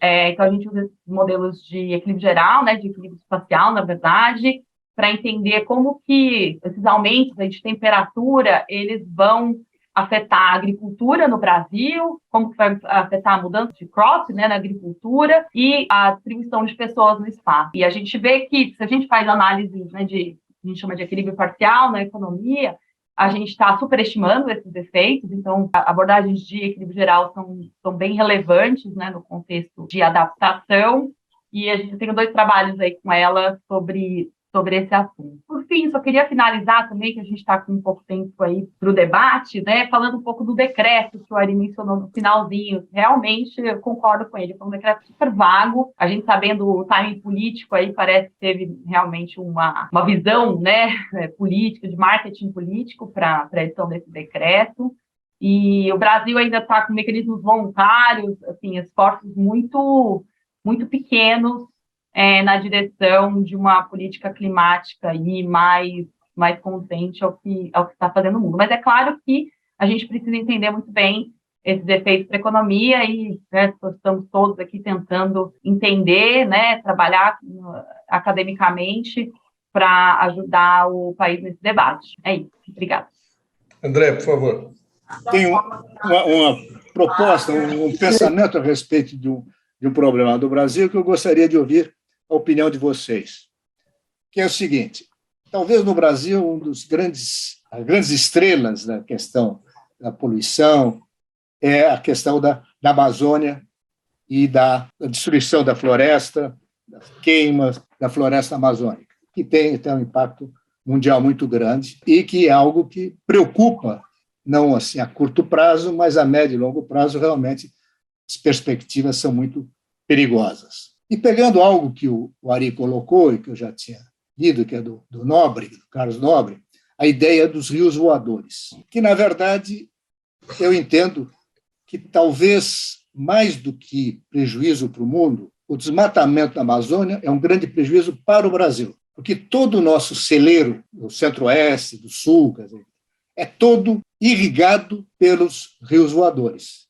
que, caso exista a destruição da floresta, desaparece o rio. Esse é um caso que, para mim, menos eu coloco em classe alta, caso típico de externalidade positiva no sentido de que os agricultores brasileiros estão usando um insumo e não pagam nada por isso. Se não houvesse as chuvas, se não houvesse a Amazônia, eles teriam que ter processo de irrigação. Então, dentro daquilo que se propôs, o que é proposto na literatura, eu pensei que os agricultores brasileiros poderiam pagar por esse insumo, no sentido que eles estão tendo um benefício que não estão pagando.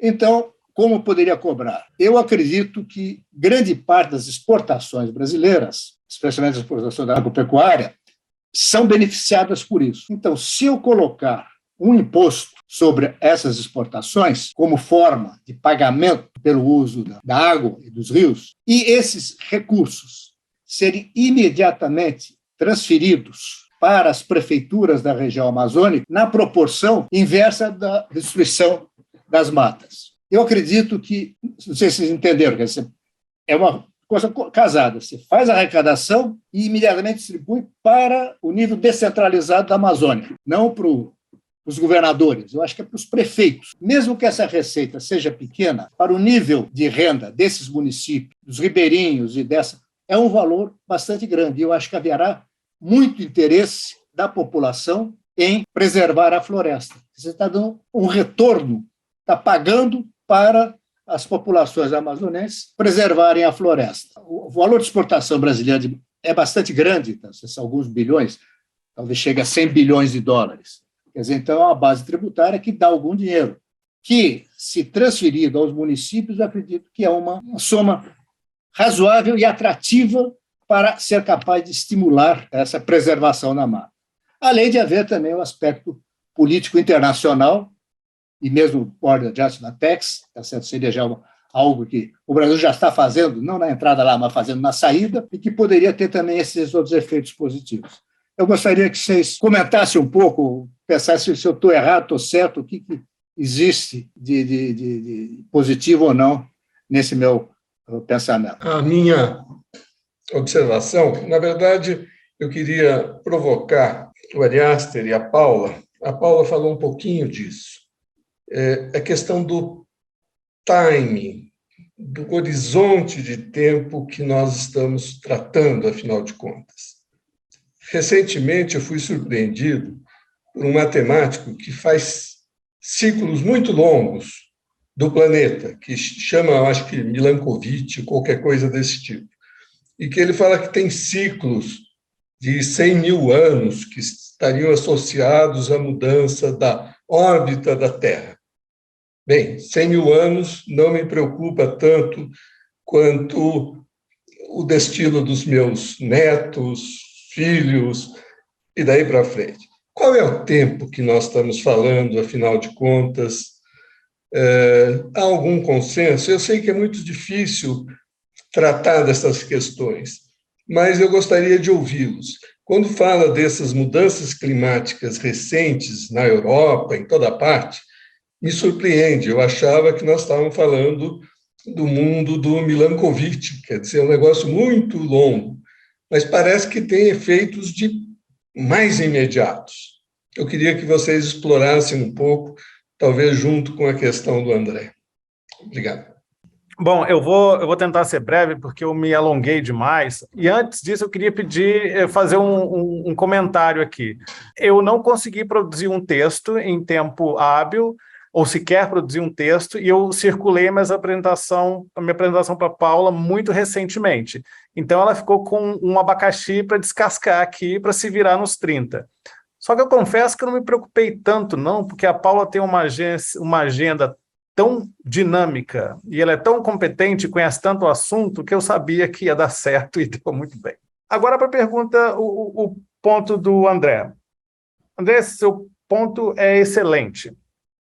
E uma vez, curiosamente, eu estava numa live organizada pelo Gessner Oliveira, e tinha muita coisa, eu não tinha tempo para responder tudo, mas uma pessoa perguntou, poxa, olha, os agricultores que fazem as coisas todas certinhas, que têm o seu CAR, preservam uma porção, a porção legal da mata dentro da propriedade, essas pessoas deveriam ser compensadas, na verdade. A gente deveria pagar para esses agricultores.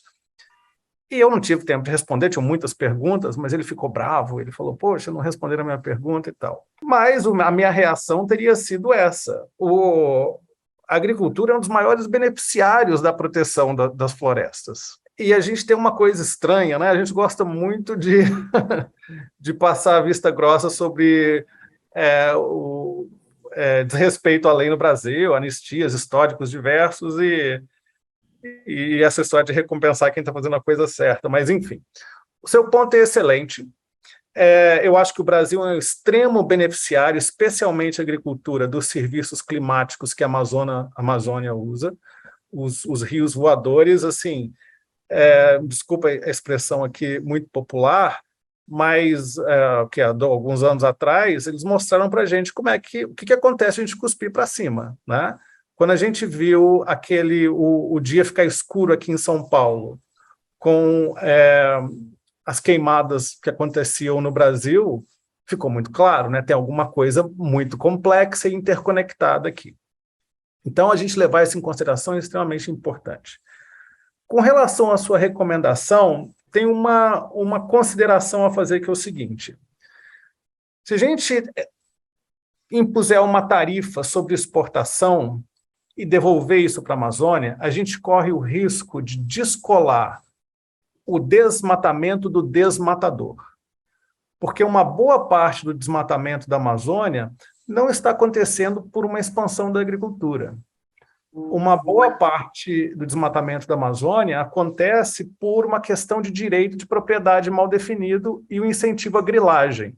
Os grileiros invadem a terra, é uma terra que é muito difícil de monitorar, terra do governo, eles fazem um loteamento daquilo, colocam algumas poucas cabeças de gado na Amazônia, né, nessas terras. Às vezes as pessoas falam que o desmatamento vem do gado, o desmatamento não vem do gado.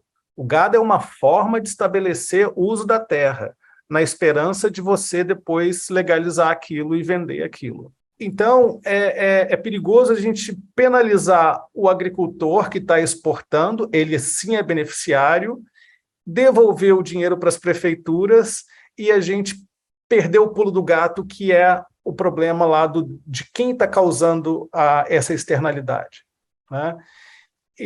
Então, em economia do meio ambiente, a gente fala muito disso, né? A gente não tem um problema com a gasolina. A gasolina é uma coisa muito boa, a gente adora gasolina. Nós temos um problema com a emissão de carbono que vem da gasolina. Então, quando a gente tributa, a melhor coisa a fazer não é tributar a gasolina, mas o conteúdo de carbono da gasolina. A melhor coisa a fazer não é tributar o carvão, mas o conteúdo de carbono no carvão. Por quê? A gente pode até pensar numa saída tecnológica. O pessoal da indústria de carvão fala isso. Se a gente conseguir queimar o carvão e capturar o carbono e jogar para debaixo da terra. É uma solução que se fala, que não existe ainda, mas que se aventa. Então é muito importante a gente atacar a externalidade de frente para não correr o risco de penalizar um bem e abrir mão de penalizar o mal, né? O mal aqui no sentido técnico, né? Que é o que são as emissões. Eu acho que o seu ponto é essencial, ele tem que ser discutido. Eu talvez eu teria que quebrar um pouco mais a cabeça, mas eu teria um pouco de receio com relação à tributação das exportações, tá? E possivelmente desestimular uma coisa que a gente quer estimular. A sua sobre o horizonte de tempo. Esse é um problema que a gente coça muito a cabeça com casos de clima, né? Nós estamos falando de 300, 400, 1000 anos e a gente está tomando uma decisão hoje. Existe um debate muito grande na academia, né? Teve um debate que aconteceu anos atrás, quando a rainha encomendou um estudo do economista Stern, virou o Stern Report, né, o relatório de Stern. O Stern falava o seguinte: olha, a gente tem que gastar mais do PIB hoje para diminuir emissões. Do outro lado do Atlântico, o Nordhaus e o Mendelssohn, que são dois economistas de Yale, falavam que a gente tem que gastar menos do PIB hoje, protegendo o meio ambiente, porque faz sentido discriminar contra gerações futuras, por dois motivos. Um, eles vão ser mais ricos que a gente, né? Se a gente olhar temporalmente. E dois, eles vão ter um conhecimento científico melhor sobre o que está acontecendo. Então, isso coloca a dimensão temporal de uma forma mais clara, né? Mas aí a resposta lá do Stern, que tem muito a ver com a resposta do Martin Weitzman, o Martin Weitzman, eu citei aqui, ele infelizmente suicidou-se em 2019, novo, 77 anos. Nós repensamos o que é jovem hoje, né? E ele tinha problemas de depressão, claro, mas uma das coisas que o frustrou foi não ter dividido o prêmio Nobel com o Nordhaus e os colegas dele, porque ele tinha um contraponto que era parecido com o do Stern, que é o seguinte: essa escala temporal é tão complexa, é tão gigante de resolver esse problema, e a gente corre um risco tão grande de errar feio, de ter um problema catastrófico, que a melhor coisa a fazer é ter uma política de seguro e ser mais agressivo agora com o controle das emissões. E uma coisa que está acontecendo é isso, né? Você fez essa pergunta, isso está lá para frente. Só que, quando a gente olha para a evidência científica, as coisas estão caminhando muito mais rapidamente do que a gente imaginava. E, assim, a gente teve a oportunidade de dizer o seguinte, olha, eu não sabia que esse negócio estava assim, mas já há algumas décadas a gente está sabendo que essa coisa está complicada e a gente está começando a ver alguns efeitos.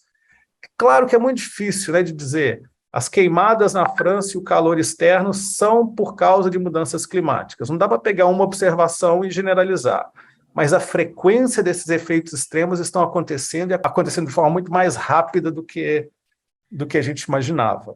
Paula, por favor. Não, só complementar um pouco assim, alguns pontos do Ari, na questão do André, né, que é super pertinente.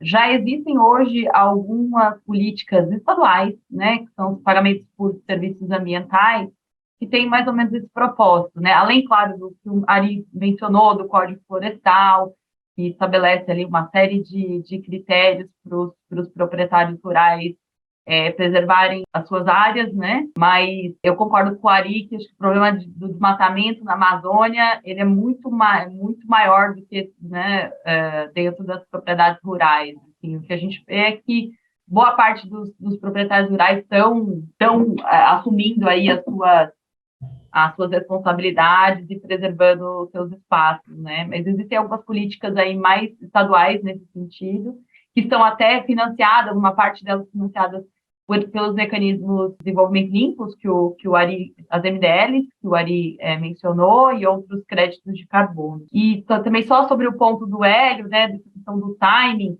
a gente tem dois grandes prejuízos que são considerados aí na literatura, digamos assim, né? Tem esses prejuízos de eventos extremos, que é o que a gente observa nas ondas de calor, que estão com a periodicidade cada vez maior, e não só isso também, né? Assim, tem alguns eventos extremos que até estão com uma periodicidade parecida com de anos atrás, só que hoje o potencial de prejuízo é muito maior. Nos Estados Unidos tem alguns levantamentos, né, de hurricanes, que lá é um problema bastante sério, então a intensidade dos impactos é muito maior, né? Agora, com relação aos eventos extremos climáticos, realmente, eles têm aumentado a intensidade, a frequência, e esses seriam efeitos mais de curto prazo, mas quando essa literatura fala, né, como ele falou, de 200, 300 anos, é de um risco de catástrofe mesmo. E esse risco de catástrofe, ele existe, um risco de catástrofe. Ele é pequeno e ele é de longo prazo. Então, um risco de catástrofe seria uma destruição grande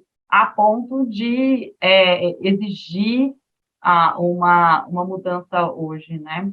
Mas é isso, eu só queria complementar esses pontos, e esse debate aí do Stern e do Nordhaus é bem famoso nessa literatura para quem se interessar, que é justamente sobre que taxa de desconto que a gente vai usar, que é a importância que a gente está dando aí para as gerações futuras. Andréa Calab, por favor. A minha pergunta é essencialmente a seguinte: eu entendo que o crédito de carbono é gerado por uma redução na emissão ou por um aumento de absorção. É sobre o fluxo de variação de crédito, ou uma redução ou um aumento de absorção. Enquanto tem um mecanismo, se não me engano, chama RED, nem sei o que quer dizer, que é o estímulo ao estoque de floresta em pé. Então, você só conversa, em geral, sobre os fluxos, em vez de ter um estímulo e um trabalho sobre a manutenção da floresta que cumpre a sua função. Fluxo-estoque, essa pergunta. Por que não tem discussões e estímulos sobre o estoque, ou eu que não conheço?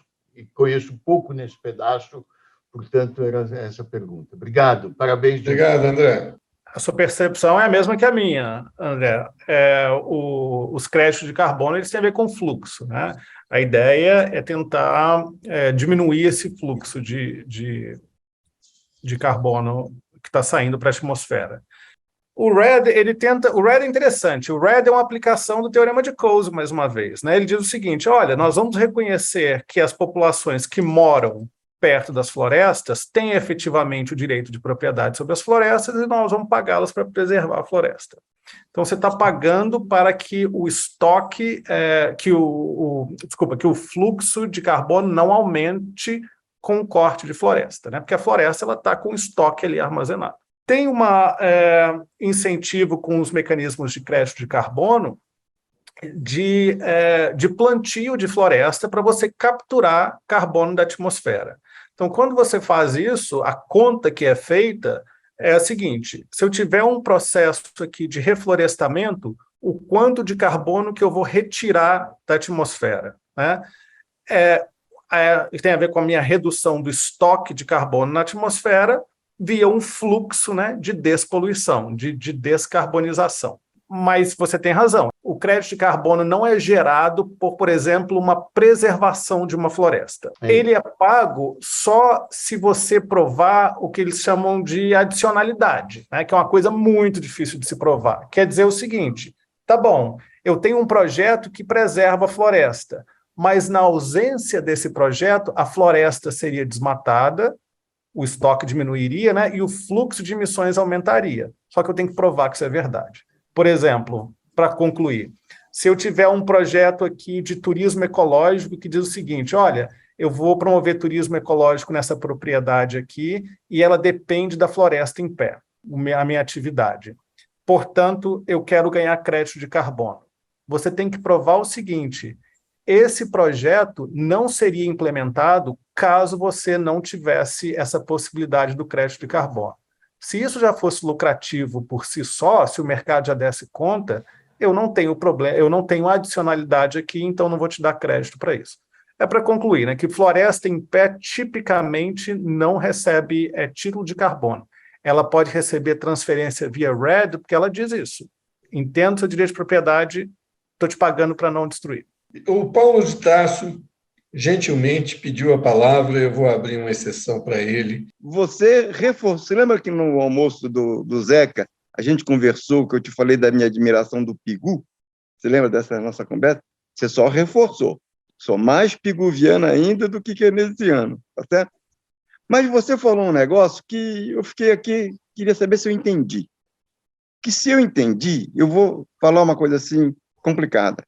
Prêmio Nobel falou uma imbecilidade. Porque aquele negócio de que no futuro vai ser mais rico e mais conhecimento tecnológico, por isso eu não faço agora, é uma imbecilidade. Porque isso vale hoje, vale amanhã, vale depois de amanhã, vale daqui para o infinito. E, portanto, não vamos fazer nada e vamos para a catástrofe. Quer dizer, Prêmio Nobel fala assim, eu posso dizer outra, imbecilidade. Eu fiquei perplexo como é que o cara fala uma idiotice dessa. O argumento que você está usando é o argumento que o Stern usa e que o Martin Weitzman usa, de certa forma, e que usava, e que o Pindike, aquele dos livros famosos de microeconomia, também usava, que é o seguinte: quando a gente faz essa projeção aqui, né, de olhar lá para o futuro e ver que a economia vai estar crescendo, as gerações futuras vão estar mais ricas, obviamente eu estou calibrando essa previsão com minha série temporal, série histórica. E a crítica deles a gente pode ter uma mudança qualitativa aqui. A gente pode ter uma catástrofe que a gente não conhece e talvez faça sentido a gente pagar um seguro aqui agora para que isso não aconteça, né? Será que a gente pode estar errando? Não teria catástrofe nenhuma e esses caras estão certos? A gente, de fato, vai ficar mais rico e com o melhor conhecimento que está acontecendo e mais equipado para lidar com o problema? Pode ser que eles estejam certos. Esse argumento deles não é descartado porque ele faz sentido, né? É uma possibilidade. Só que a outra postura é a seguinte: a gente precisa ser mais agressivo agora para poder comprar essa política de seguro, porque se acontecer uma catástrofe climática, aí a gente não vai ter muito o que fazer. Horácio, desculpe, eu não acho que são equivalentes, porque o argumento da inação, esperando do futuro, de que no futuro vai ser melhor, é tão ruim quanto o argumento de que você vai ter uma catástrofe. Mas acho que não, assim, se me permitir complementar, eu fiquei um ano trabalhando com o Mendelssohn, né, que é uma das pessoas lá em Yale. E eu acho que tem um ponto aqui que também é importante. Na verdade, o que eles, um dos papers, né, assim, clássicos nesse debate, era de que você tinha que usar taxas mais próximas a taxas de mercado, os incentivos ali para ações de mitigação, para as energias renováveis, elas tinham que ser mais próximas a de mercado, claro que ainda subsidiadas por conta do potencial de mitigação delas, né? Assim, a taxa do externo era uma taxa de 1% real por cento ao ano. E o que o Nordhaus e o Mendelssohn defendiam era uma taxa de 2,5%, 3%, que era muito mais próxima da taxa de mercado, considerando essas externalidades.